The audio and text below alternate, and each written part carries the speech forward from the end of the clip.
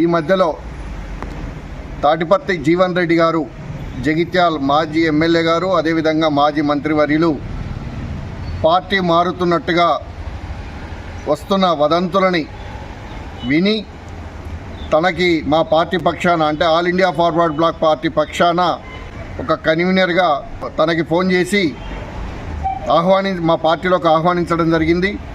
ఎందుకంటే బీఆర్ఎస్ కావచ్చు, బీజేపీ కావచ్చు, కాంగ్రెస్ కావచ్చు, ఇలా ప్రజలలో నమ్మకాన్ని పోగొట్టుకున్న పార్టీలు.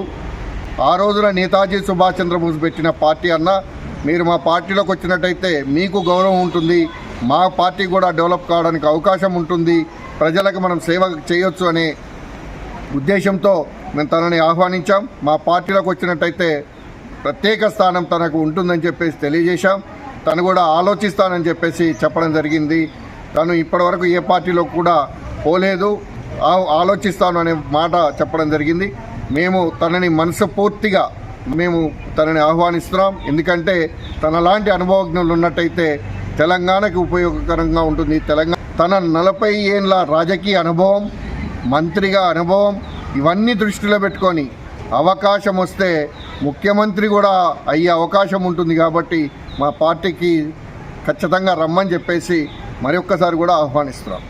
Hi, this is Neha Shetty. Please subscribe to GK News. Hi everybody, subscribe to GK News.